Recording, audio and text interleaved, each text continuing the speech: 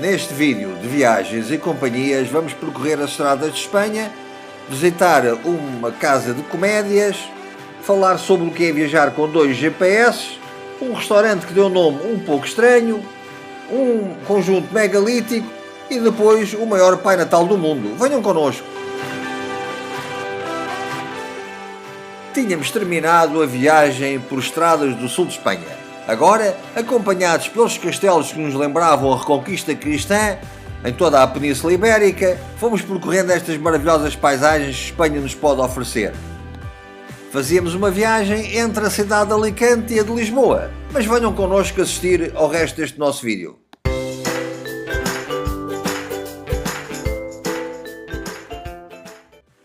A nossa primeira paragem foi em Torralba de Calatrava, uma localidade que, para além de uma boa área de serviço, tinha uma outra surpresa para nos oferecer. Cristina, viemos encontrar aqui algo muito curioso, não é? Um pátio de comédias, um local onde se fazem as representações teatrais e as festas. Tem a ver com os antigos teatros da Idade Média, a sua origem está aí. Um recinto onde as pessoas tinham os camarotes. E nós estamos num camarote. Nós estamos aqui num camarote, aqui em cima, e aqui o palco onde se faziam representações. E fazem. Continuam em atividade. Estamos em Torralba de Calatrava. E é uma cidade uma pequena cidade aqui do interior de Espanha. Estamos mesmo no centro da Península Ibérica. E ela dá muita importância, esta cidade dá muita importância ao seu património, à sua cultura. Estivemos a ver o pátio das comédias. E agora estamos na zona onde eles têm algumas fotografias sobre as representações que aqui têm sido feitas, inclusivamente sobre um espetáculo muito interessante que existe no verão sobre o confronto entre os mouros e os cristãos, e depois temos aqui à nossa volta uma série de personagens, neste caso as roupas que os personagens irão vestir para fazer a representação das peças. Uma pequena joia que vamos descobrir aqui no centro da Península Ibérica. Há testemunhos históricos que nos indicam que se fazem aqui representações teatrais desde 1578. Certamente um local a não perder nas vossas visitas. Estes dias de outono iam frios. Estava na altura de regressarmos à autocaravana. Ainda pudemos acompanhar a última missa do dia e depois foi um retempador sono numa bela área de serviço. Reparem que estamos em meio urbano e com um pôr do sol espetacular. Esta área de serviço em Torralba de Calatrava é de facto muito boa. As condições para as mudanças técnicas são ótimas e até podemos usar eletricidade grátis. Não percam numa vossa viagem para estes locais.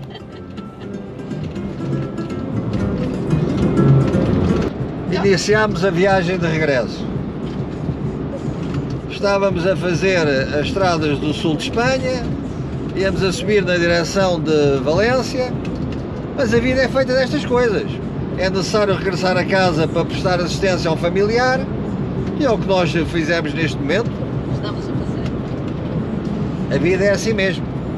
Há momentos em que vamos a descer, outras vamos a subir.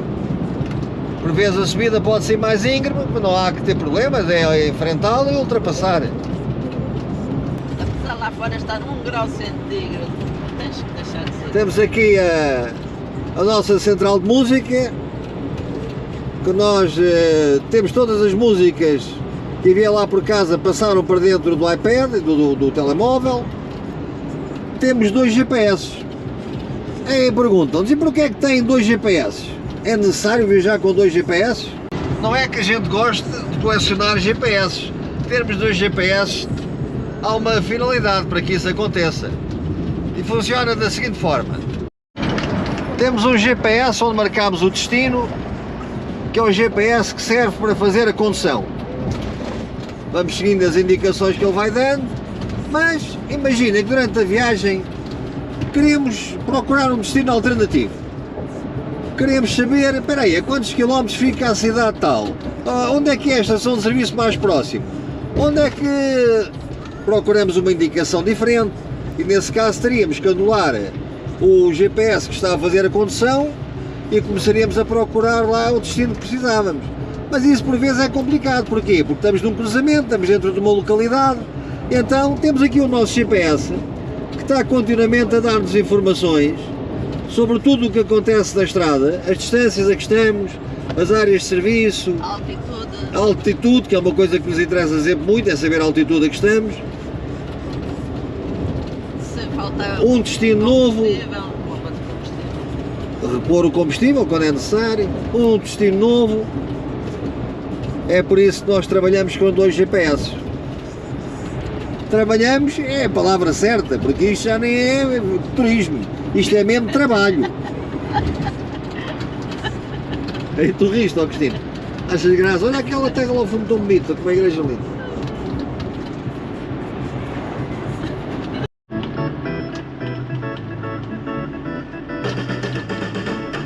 E a Dona Cristina lá nos ia conduzindo até ao próximo destino. Um dia vamos falar sobre a vantagem de sermos 2 a conduzir numa autocaravana. Mas por agora chegávamos ao destino deste dia, que era a cidade de Estremoz. Tínhamos pensado almoçar por ali, e especialmente comida típica alentejana, que é algo que adoramos. Escolhemos a Casa do Picha Negra. Picha Negra, nome curioso para um restaurante. Ao entrar, deparamos com as grandes talhas que terão albergado o vinho, o chamado vinho de talha. Mas para nós era sentar, esperar que viesse a refeição, fazer um brinde aos companheiros que nos acompanham e depois regressar à autocaravana a caminho do local onde iríamos pernoitar, a cidade de Évora. Uma visita incontornável para quem viaja para o nosso país. Não se esqueçam que tem uma boa área de serviço na cidade de Évora. Mas no dia seguinte já íamos a caminho de outro destino, agora o Cromalec dos Almendres.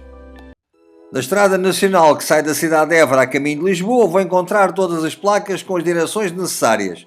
Pouco depois vão chegar à localidade de Guadalupe. Nós optámos por estacionar a autocaravana e tirar as bicicletas para um agradável passeio pelo interior do Alentejo. Pouco depois chegávamos ao sentido interpretativo do Cromalec dos Almendres. A nossa sugestão normalmente é que comecem a visita pelo Cromalec, portanto seguir até ao final da estrada, visitar o Cromalec e depois então no regresso Ir ao Menino. visitar o E já com as necessárias informações, continuamos a nossa odisseia de BTT com bicicletas de estrada. Não é que os acessos fossem muito difíceis, até autocaravanas lá passam.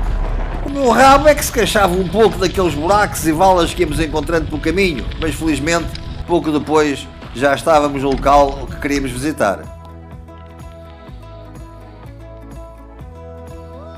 O Cromalec dos Almendres é o maior círculo de menires alguma vez encontrado em Portugal ou na Península Ibérica. É constituído por 25 monolitos ou menires. Remonta a 3.000 anos antes de Cristo. É um dos mais importantes monumentos megalíticos e dos mais antigos de toda a Europa. Quando passearem por entre estas pedras, tentem compreender o que levou o ser humano a construir estes monumentos tão imponentes há milhares de anos. Há quem lhe chame o Stonehenge português, mas será certamente um local a visitar. E a aproximadamente 1,5 km deste local está o Menir dos Almendres. Encontrava-se tombado e foi reerguido perto do local original. Tem inscrições muito curiosas, uma luna, báculos, linhas serpenteantes, enfim, algo que vale a pena visitar. Força, está quase.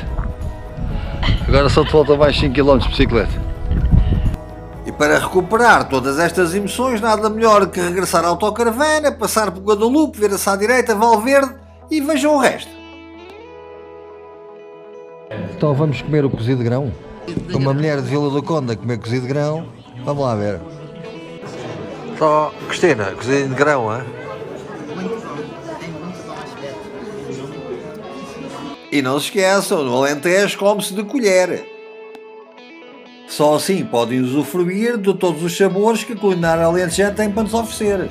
Viemos parar aqui por acaso, como eu estava a dizer, e a experiência foi ótima, estava impecável.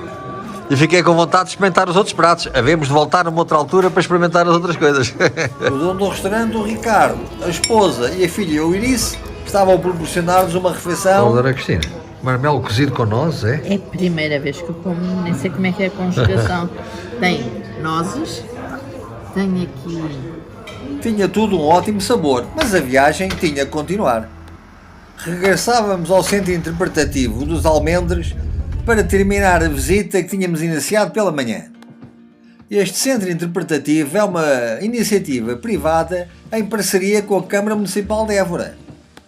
Ficamos sempre interessados quando há parcerias entre entidades privadas e públicas, e esta levava-nos 5.000 anos atrás a compreender como estes povos terão vivido.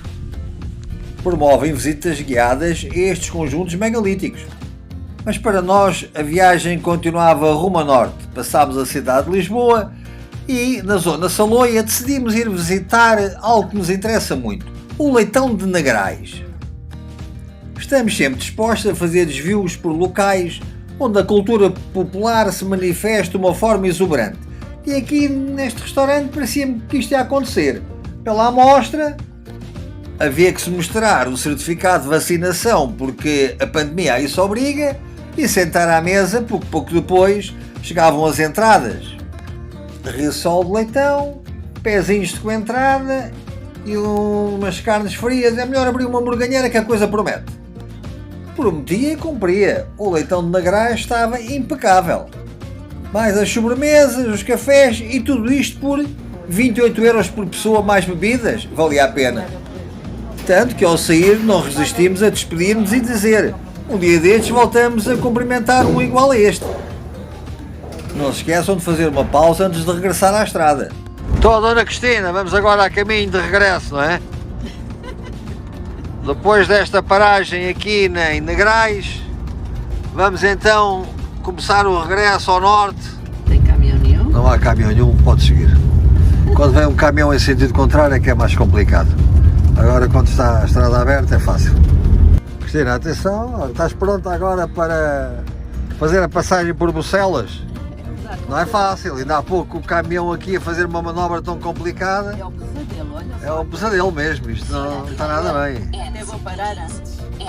Convém dar um bocado de espaço, pode ser preciso. Vem um caminhão. E curiosamente dão os dois a mesma indicação, não é? O que nem sempre acontece. Muitas vezes cada GPS indica um caminho diferente. O que não deixa de ser interessante. Vamos lá, Cristina, vai-te a eles, vá. Força nisso. Ai, que este gajo já não devia ter passado. E este já passou com o encarnado. Atenção agora aqui, isto não é fácil. Daqui passa bem, vai, está bom, pode seguir. Museu da Vinha e do Vinho, olha, isto é sempre interessante. Vai ser um sítio para parar, a gente ia ver o Museu da Vinha e do Vinho. Que é aqui, olha, Museu do Vinho e da Vinha. É pá, isto é que era interessante aqui de visitar, olha. Está fechado? Está fechado, mas abre. Não, a entrada era para o outro lado. Isto é uma grande terra, esta terra de Bucelas, uma terra de vinhos, pá. É sempre bom visitar terras onde os vinhos são importantes. E não há nada como dar cabo do estoque. É preciso dar cabo deles. Pela conversa anterior já perceberam porque é que tinha que ser a Cristina a conduzir. É que mesmo com o repouso, os vapores etílicos ainda se mantinham por ali. Com o aproximar da noite chegávamos ao nosso destino deste dia, a área para autocaravanas em Águeda. Apesar do parque de estacionamento que permite que as autocaravanas prolifiquem, ser bastante grande, estava cheio, eram dezenas de autocaravanas estacionadas neste local. Volto a referir estacionadas, não acampadas. Águeda é desde há muito uma cidade amiga dos autocaravanistas e convém que nós saibamos respeitar as idealidades que tão bem nos tratam. Mesmo no parque de estacionamento, uma área de serviço para autocaravanas com condições técnicas muito boas e tudo muito próximo do centro urbano. E logo ali, a dezenas de metros, fomos encontrar o maior Pai Natal do mundo. É de facto muito grande, não estávamos à espera que tivesse esta dimensão. Águeda é uma cidade que tem muito para oferecer, e não só na época natalícia, embora de facto as iluminações este ano estivessem muito bonitas. Nós terminávamos aqui esta viagem que nos tinha levado por terras do sul de Espanha e que tão gratas recordações nos deixou. Queremos agradecer a todos os companheiros autocaravanistas e não só que nos acompanharam nesta viagem e esperamos voltá-los a vê-los numa próxima. Até sempre!